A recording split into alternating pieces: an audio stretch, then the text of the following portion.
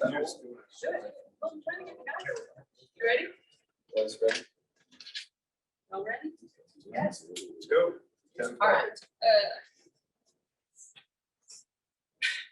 Do we have a forum, Mr. Vice President? We do. All are present except for Director Payton, and he will not be here today.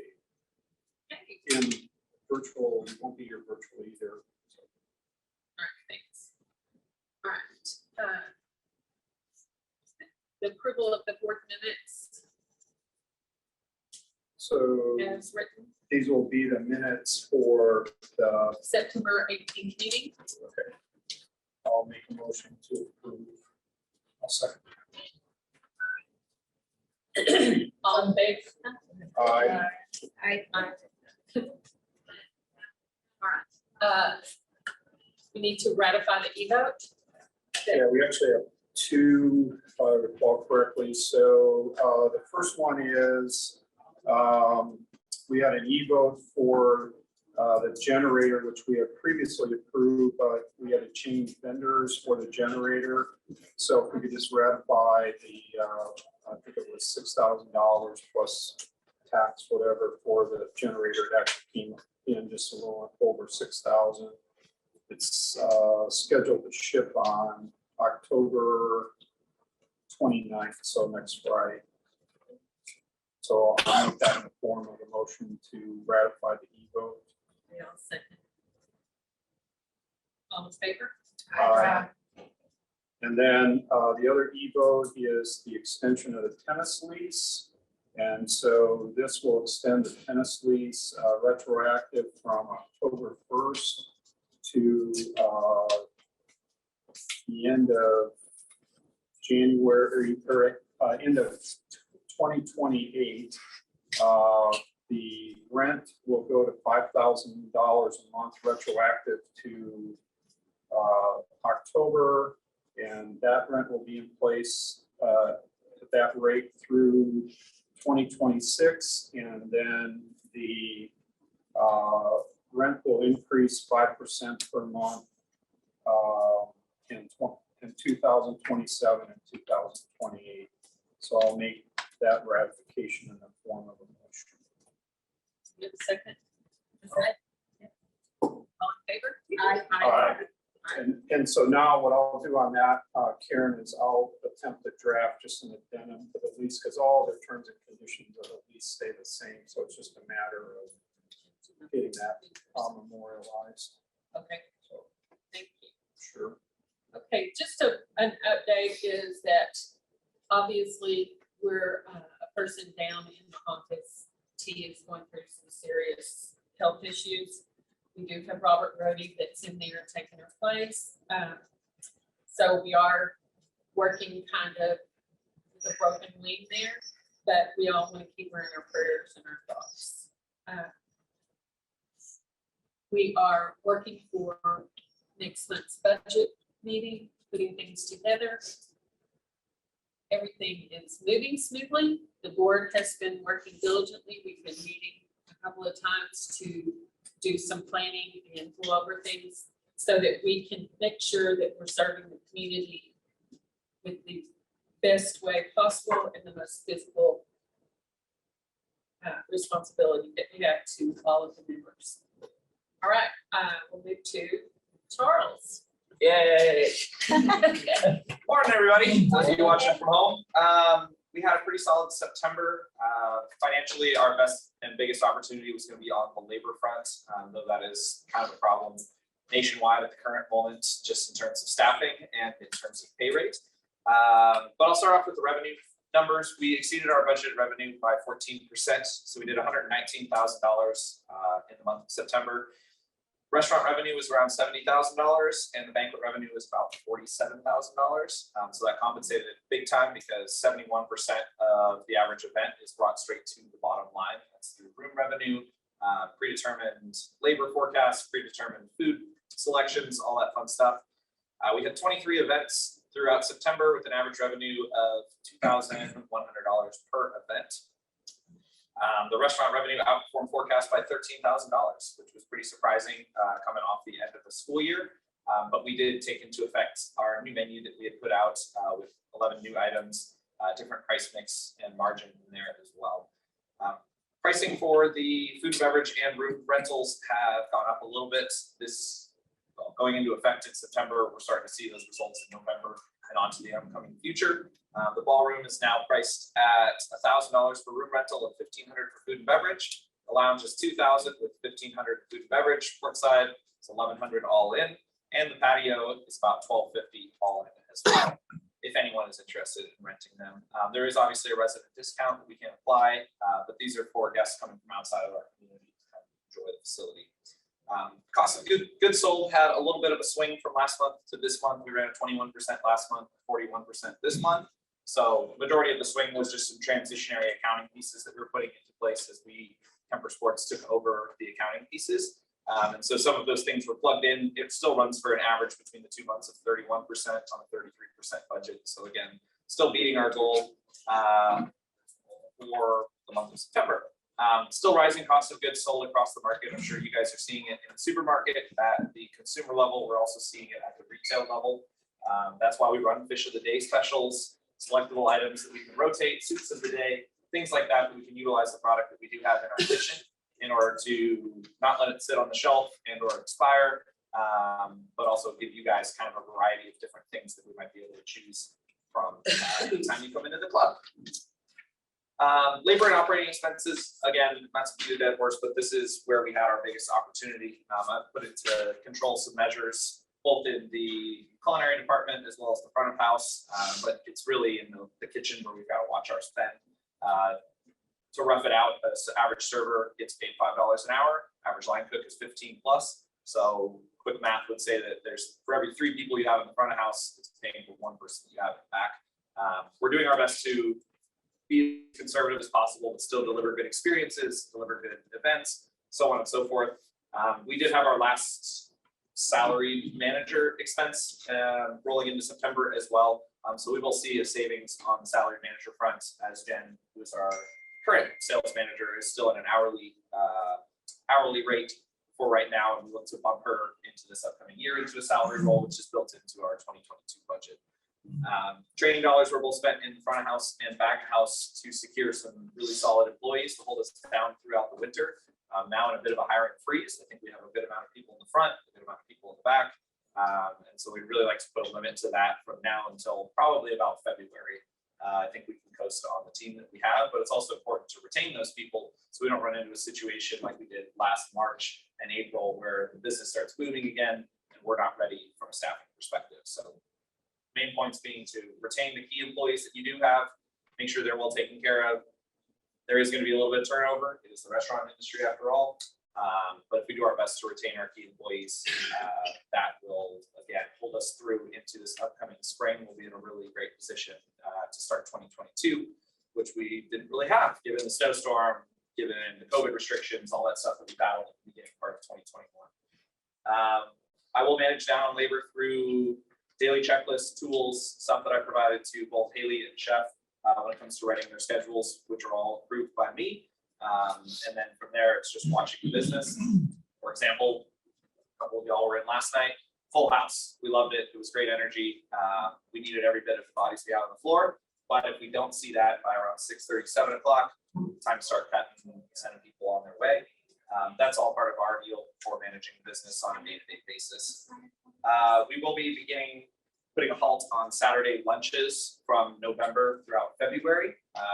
I'm open to any feedback about that, but that's something that we decided from a labor savings standpoint, that we're not seeing the volume now that the pools have shut down, the weather's getting a little colder. We're not seeing the large scale volume that we'd like for Saturday lunches anymore.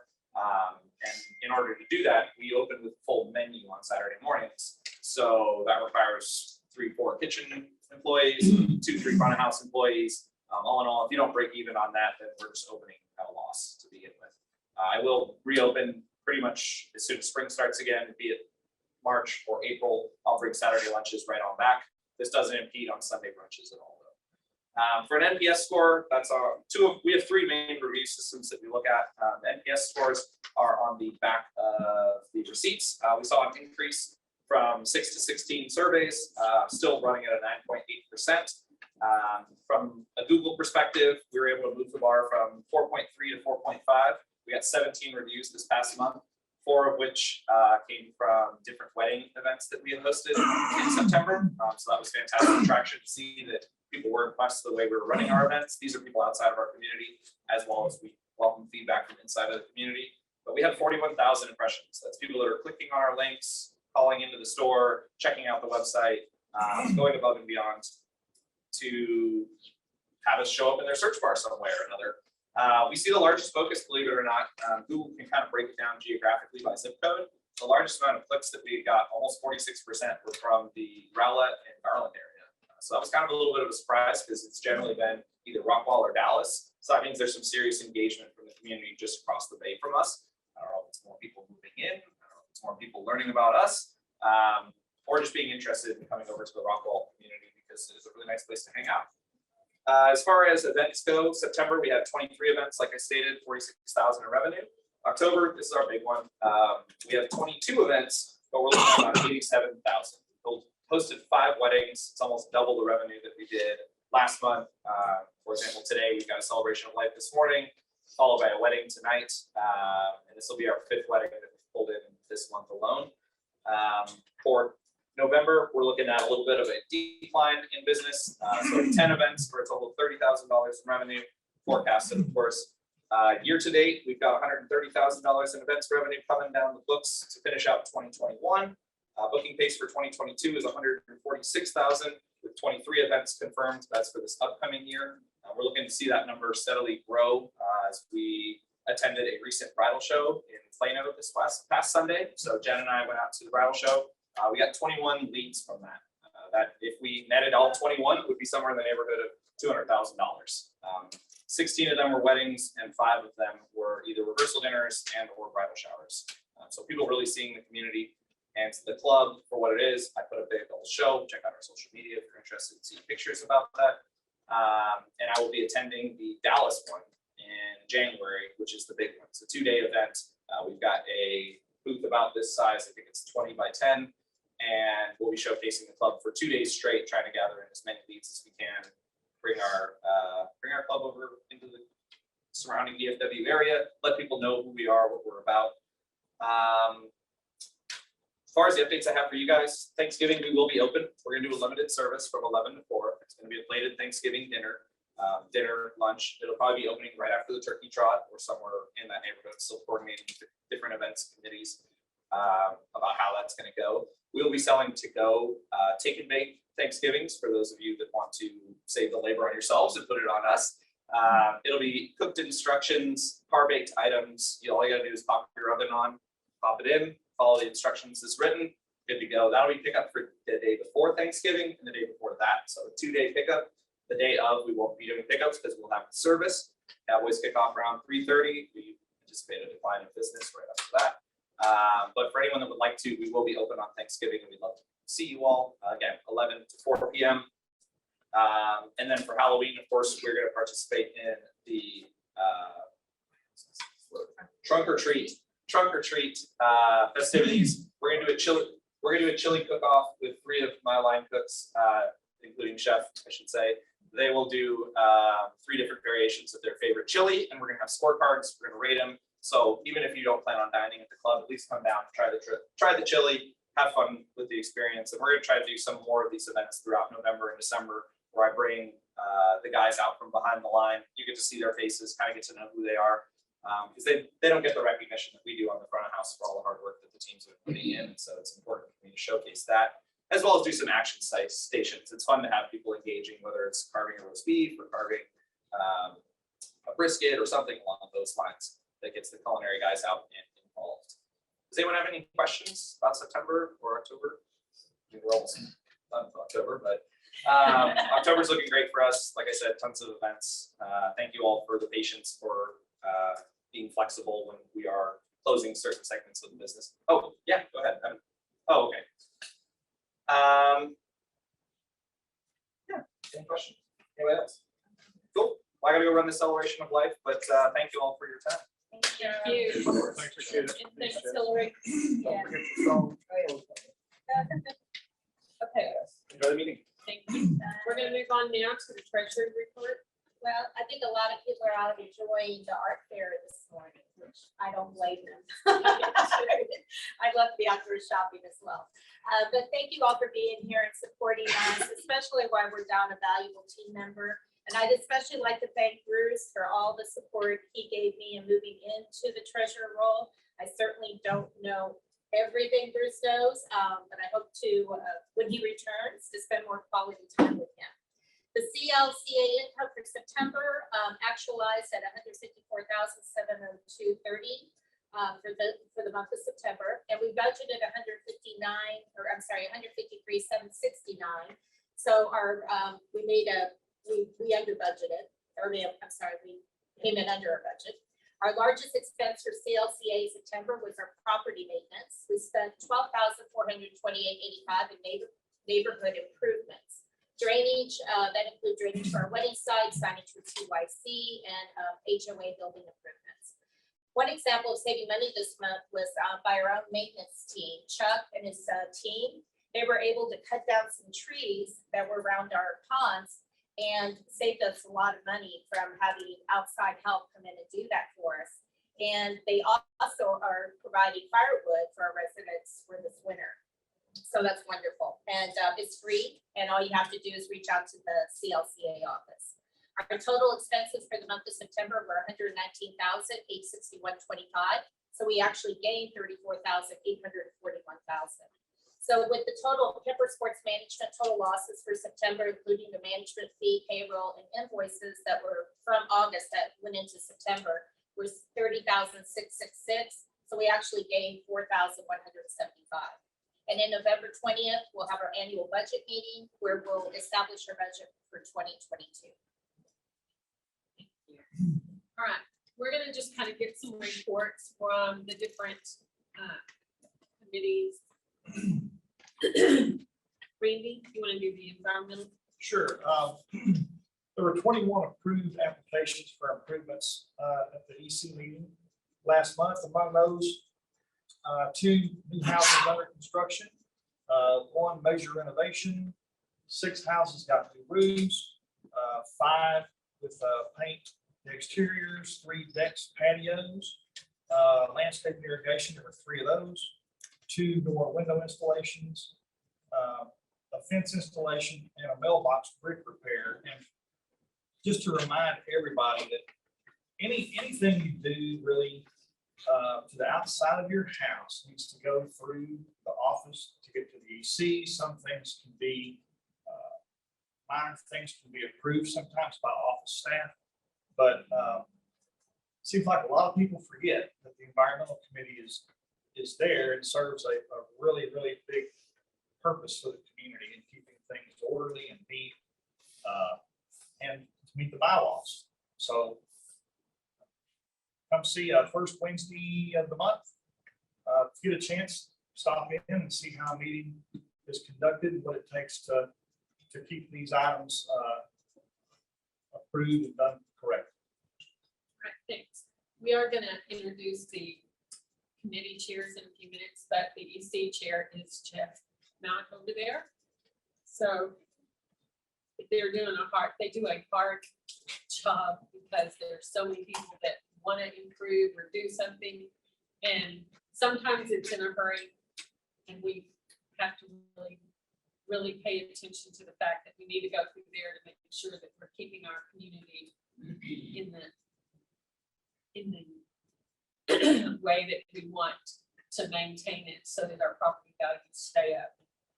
All right, security, Chip, security and maintenance, do you have anything? Yes, the Door King gate arm box, all the control boxes and software has been installed for the north gate entrance and exit and the main gates. There are still a few adjustments that need to be made. There are some technical requirements for certain safety measures, and frankly, our residents come into the resident side at the main gate at a too high of a speed, and so the 2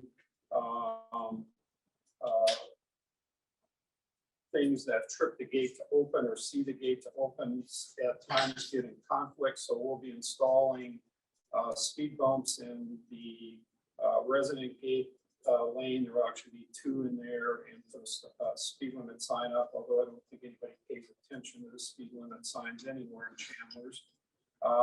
And the speed bumps are designed to mitigate the speed and to keep the gate working as it's intended to work. We continue, I know it's on the agenda, to have issues with golf carts, and we'll be talking about that later.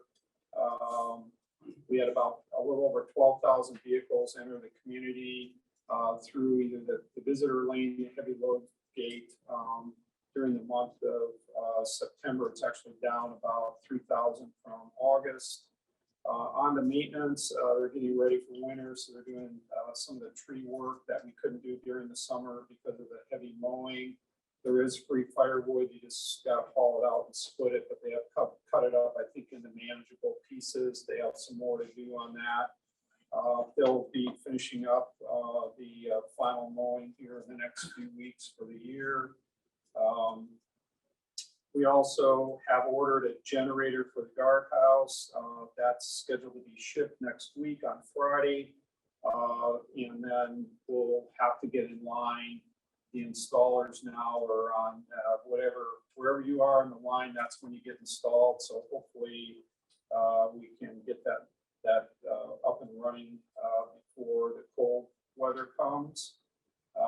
We'll also be working on how to fuel the generator. It's a dual fuel generator, either natural gas or propane. So we prefer natural gas, but we'll have to see where the closest line is for that. And I think that's all on that. Do you want me to cover the marina things? Sure, go ahead while you're doing that. All right, so I'm going to just give an update for Roy because he can't make it today. So the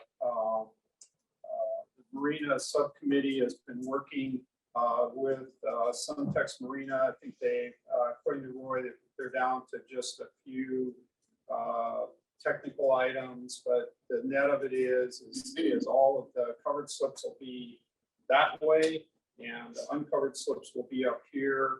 That we're going to get that all codified in the document with Suntex so that we can go to the city and let the city know that we're in agreement on that.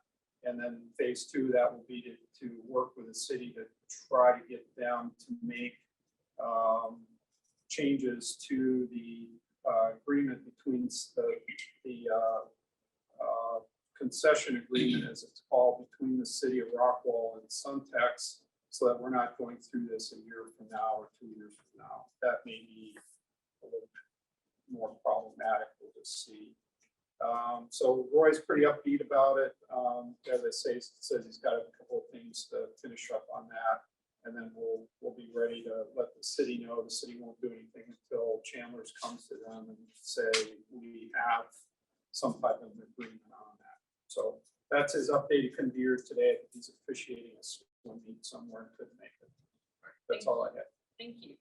Okay, Lee, you want to talk about compliance and community events? So the events committee have a fun fall planned for us. Tonight is a concert at Fountain Pond. Next Saturday night we have the CLCA Halloween party downstairs, and then the very next day is trunk or treat. And please come here afterwards for dinner. We have the turkey trot, the second annual turkey trot happening again on Thanksgiving morning. So that'll be fun. There'll be t-shirts, and it was so cool last year. I mean, we didn't plan to meet somewhere, and we just all started at your house, whatever time you wanted to go, and just pick a direction. And it was so cool to see. I mean, so many of our neighbors walking around and having fun. We had a turkey giving away beer. We had other people giving away donuts, and along the route, it was really fun. So, well, yeah. But at night. The Christmas tree lighting, I believe, is tentatively scheduled for the 5th. We've got the breakfast with Santa. I think they're also planning on maybe a dinner with the Grinch, but I don't know all the details about that. That's still being figured out. That's the day. Okay. Breakfast with Santa is the 11th. Also, Santa Claus is coming, so bring your dog, and maybe we'll get Santa to take a picture with your dog too at the beach. So, I mean, the events committee is about, let's see, there's about 8 and kind of 9 people. Lauren Montani is the chair. Amy Dwyer, Chelsea Dwyer, Edna Gandy, Janae Durka, Allie Odom, Courtney Cook, and Rachel Norquist are the other girls. And they get together and really want to think of fun things we can do to bring us together as a neighborhood where we're good to, meet each other. I mean, how many neighborhoods do this where you actually know people on the other end of the neighborhood that are your close friends, So that's the whole goal.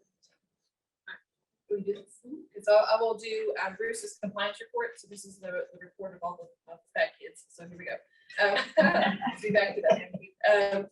This month we've had 3 barking dogs and 1 loose dog, 3 disabled vehicles, 1 golf cart violation, 17 trailer parkings overnight. 2 speeders, 95 overnight parking on the streets. It would be 94. If it wasn't for me doing it. And 58 trash cans that were left out and 2 bulk trash violations. So. That were caught. That were caught. 2 2 speeders. speeders. I don't know how they caught them. And then a little dog bark, Stop. No. Okay, Jim. And so want to go over the committees? Yeah.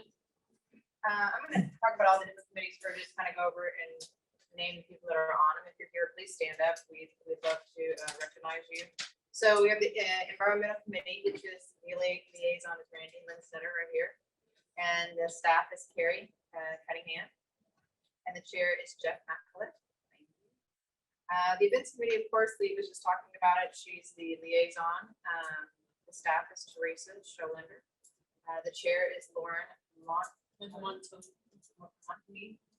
She is Sorry, Monty. in Austin this morning. What? She's in Austin this morning. Oh, okay. We also have a welcoming committee to welcome new neighbors, and the liaison is Karen Owens. The staff is Kristen Martini, and the chair is Sherry Stout. She's here. Thank you very much. We have Kids Crew, which the liaison is Karen Owens, and staff is Teresa Scholander, and then also on that is Edna Gandy. The Communications Committee, I'm over that. I'm the liaison for that. Staff is Kristen Martini, and also who's going to help us, the chair is going to be Mark Stewart. Thank you, Mark.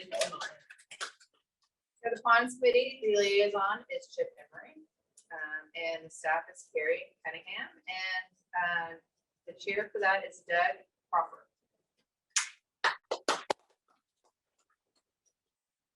Fireworks Committee, the liaison is Lee Norcutt, and the staff is Teresa Scholander, and the chair is Jolene. For the Art of the Month, the liaison is Lisa Ling, and the staff is Kristen Martini, and the chair is Judy Schoen. The pool liaison is going to be me, Jennifer Curry, and the staff's going to be Kristen Martini, and the chair is vacant at this time, but we're going to try to fill that position. So anyone interested in being part of the chair or helping out with the pool committee, please let me know. I would love to have someone help me out. We have also Chandlers Cares, and that's kind of just taking care of our neighbors and maybe putting out some information to help during the winter time and stuff like that. We're here to help. We're here to care. The liaison is Lisa Lang, and the staff is Chris Carrie Cunningham, and the chair is Stacy Dyer. And then we also have a historic committee. That's going to be David Miller. I'm not going to meet him, but I can't wait to meet him. And then last, we have a task force for the Marina Project, and y'all know, of course, that's the chair is going to be Roy Kaiser. Thank you. And we want to thank you all for all your service. If anybody is interested in joining the committee, get a hold of either the liaison or the chair. I'm sure every committee could use some help. I know that right now the events committee is pretty packed. So yeah, but it does take a lot to put on. All right. So that brings us to the first owners visitor forum. If anybody has anything to say, please stand and give us your address and your name, and then ask your question.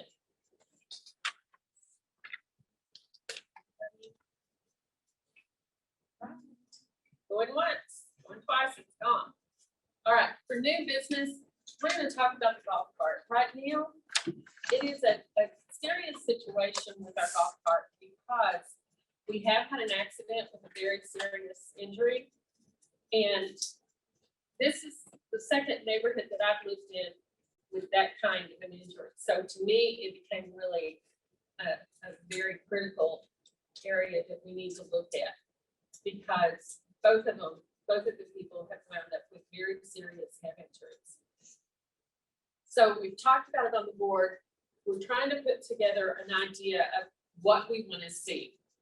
So we're saying that maybe we will put out new registration, because we've got to put a waiver on there that releases the HOA from any kind of liability of anybody using the golf cart on our streets. So we're gonna put out everybody is gonna have to re-register their golf cart, get a new sticker, and sign the waiver form. Next, the golf cart, driving a golf cart without a parent, in the state of Texas, the law is 16 years old, just like it is for a car, because we do have cars on our streets that are with our golf carts. So we want to make sure that if you are driving a golf cart without a parent, that you are of legal age and that you're carrying your driver's license. Not for the adults necessarily, but we want the kids, we want to know the kids have been through some kind of training, that they're out there. All drivers under 16 must have a parent or guardian in the front seat with them, not in the back, but in the front. They can't, we want to make sure that the parent has control if something were to happen, that they can take control of the cart and make that. And they will have to obtain the CLCA permit, which is to go through the safety class and then take the test. The next thing is that we will have security that will actively monitor the golf cart. If they see someone that they believe is under 16 or even 16, they will stop them. If you're 18 years old and you look like you're 16, they're going to stop you. No problem if you are following the rules, everything's good. If you're a kid that's struggling with your parent, they're not going to stop. They're only stopping the children that we know, because we are having a lot of issues with vandalism, a lot of things that kids are out just acting crazy for some reason. So we want to try to cut that down. And so we're going to ask our security team to continue to follow up on this. They will take the kids to their house.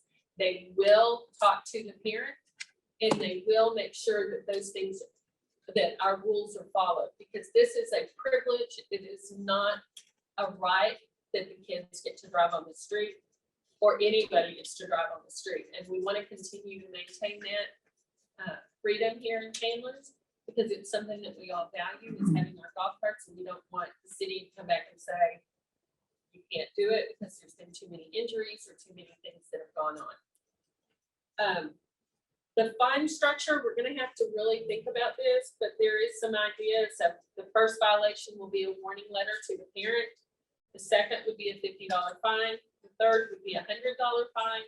The fourth would be a $200 fine, and the fifth would be a $1,000 fine with the golf cart being privileges being revoked for a set period of time. Because we have to make sure that the parents understand, and I'm coming from an education, being a principal in a Dallas school district, I'm coming to say that it is only the parent's responsibility, and some parents don't take that on their own.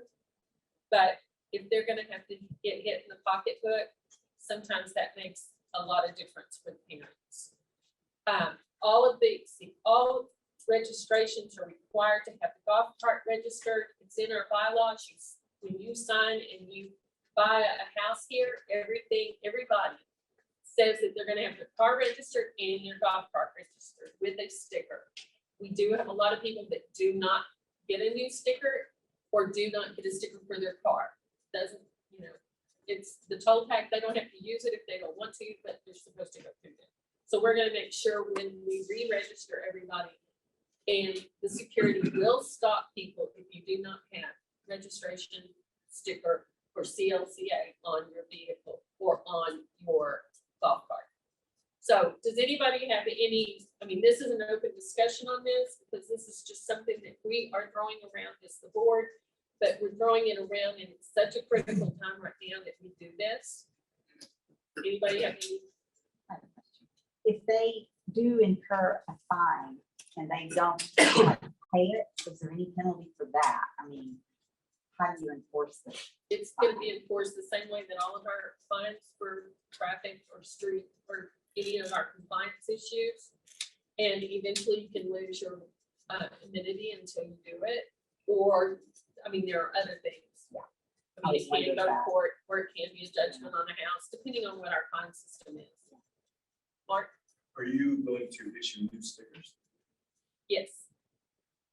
Because everybody has to re-sign. The problem is, we have a lot of golf carts that have stickers, but they aren't on the, there are a lot of people have bought new golf carts and there aren't stickers on them, but they have an old sticker. So we have, you know, and people don't get it registered because they are like, well, I had one before. So we want to make sure that we have a complete up-to-date record of what is here. And because we are getting a lot of complaints, and security is getting a lot of complaints of kids. And we have, like I say, we have had someone going as fast as 80 miles an hour on our street. And if a kid was in a golf Not cart, golf. Not a golf cart. not in a golf cart, I mean, in a car, yeah. In a golf cart, I want to see it. No, but I mean, in a car, and There'll be new stickers issued when you go in and re-register your part, like in different color. Right. different look, so we'll know it's new. What's the deadline? we haven't done it, because we're just talking about putting a new policy in place. It hasn't gotten into place yet. Here's part of the problem is people come in and say, I got a new golf cart. And we go, we need to actually see the golf cart because we have, we're like mules, utility vehicles are not allowed on the streets. And we have people who go by a club car as an example, utility vehicle and come in, get a sticker and put it on. We don't allow those types of, it's very clear, it has to be a golf cart. Those are not golf carts. So the thought process is to bring, to re-register all of the golf carts. This will not be an easy task, and get stickers that are a little bit bigger so we can identify the numbers from a distance and work through that process. So these are discussion items. I personally have concerns about enforcement of some of these rules. Most of the kids that I see driving golf carts stupid are actually, one of them that lives around the corner from me, he's 16.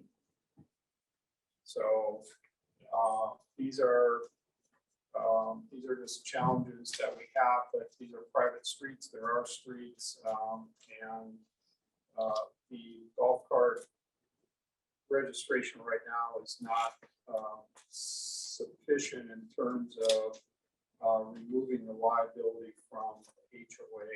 So we need to beef that up in the process here. We do bear some liability. We bear some liabilities. Right. So the only way to do this is to re-register all the golf carts and re-sign the registration forms that we have and try to get some consistency in this process. Anybody have anything to add or anything that maybe we've forgotten? Because like I say, this is strictly just a discussion on it. We have not put anything into place yet. Everything is subject to change. Oh, Is there an age limit for kids to drive? 12 right now. So it's still 12, is it gonna stay 12? As far as with an adult, yeah. Okay, there's other vehicles too. I mean, I've seen scooters, I've seen various motorized contraptions that are not golf carts. What, That's Right. weird. I've seen that little. that are kids, I don't know what their age is, but they look pretty young. They are, those are not allowed, really. If some of those are street legal, if they have a license plate on them, they're difficult to not allow them, but the age of the person driving it is problematic. Oh, Jeff, I'm sorry, Mark was just talking. Yeah. Jeff. Are y'all considering like a speed limit for the golf carts? Because obviously they don't handle as well as a, full-size vehicle does. I don't know, some of them maybe get going fast enough where We they can't lose control control. people. Well, the current policy, policy on golf carts is limited to under 20 miles an hour. I would say probably 60, 70% of the golf carts in here go faster. That's a tough one. It's a good question. It's a tough one to enforce. Yeah, I mean, the speed limit's 25 period, so, hopefully, that, it would be hard to tell what speed a golf cart is actually going unless we have a radar or something, but, yeah. But security is supposed to be maintaining and checking the streets and roaming around, and if they see anybody speeding or driving unsafe in a car or in a golf cart, then that's the responsibility of them to check that out and to make note of that. On the known accidents and incidents, is there a common denominator? And just to stand out. The two that I've been involved in, one was that a girl was sitting in the back of the golf cart.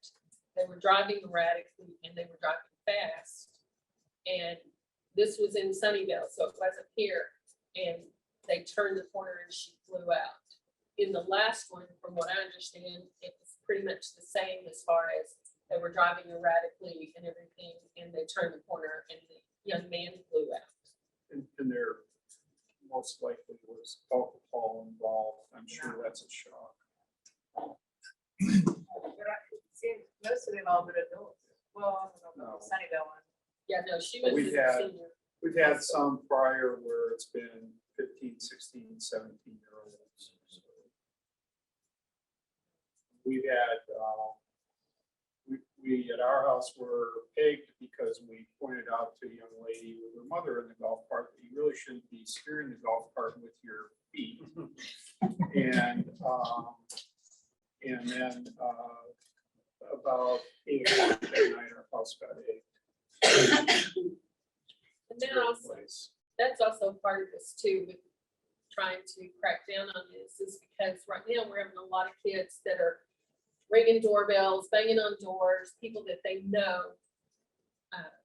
Like sometimes it's people who live alone and, might be scared when they hear this late at night. But they have the golf cart that they can jump in and get away quickly without being caught. So that's another reason why we want to make sure that we are trying to take some kind of proactive measures to strengthen our golf cart rules and our security. Think it's necessary that they get 5 chances? I think Maybe it should be not. lower than the fine. And that may Gross. be, Faster. Lori. We may want Because to I think look that at hits that. harder than small fines that might not really affect. Yeah, I'm not opposed to that at all. We just that was a starting point, and, we can certainly, All the parent needs to do is lock up the golf cart. I just, I Sometimes think golf less carts than are 5 like chances. Kids get them from school, they jump on the golf carts, and I know that, well, Chip got a good example of the young man around the corner. I mean, there's 4 or 5 kids hanging off that thing, and these golf carts now are capable of doing, 28 to 30 miles an hour. And you see it consistently down, I mean, yeah, man, like Like the part on our street, that individual, their neighbor has him on a ring doorbell last week, leaving the house at 1:30 a.m. 16 years old. Where are you going? Where's his Yeah. parents?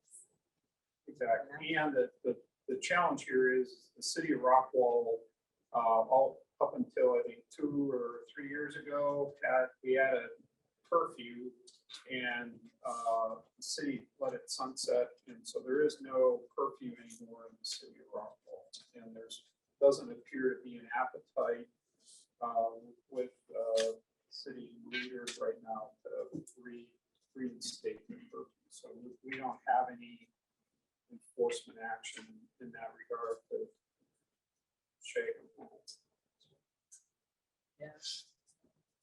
So if you have an idea, I mean, Lori, if you want to come and give us some ideas on what you feel as far as the punishment structure, the fine structure. I think after 3, that's enough chances, in my opinion. I'm just That's, saying, no, we want to hear. it from you. because you can nip it in the bud a lot faster. Yeah, no, we definitely want to hear from the community on this because it's going to affect the entire community. Yes. And we don't want to punish the kids that are responsible and that do with their, are in there with their parents or that are 16 and do drive very, carefully. We don't want to punish them. So, but we do, we do have this problem that's ongoing and it is serious and we don't want to find out that the next time somebody didn't make it. So, that would be a very sad day in Chandlers for all of us. And so we just want to make sure that we're doing what we need to do. All right. Anybody have anything else besides the golf cart that you want to talk about? It is the second forum. All right, if nobody does, I'll make a motion to adjourn. I will second. All in favor? Aye. Aye. Thank you all for coming. And thank you to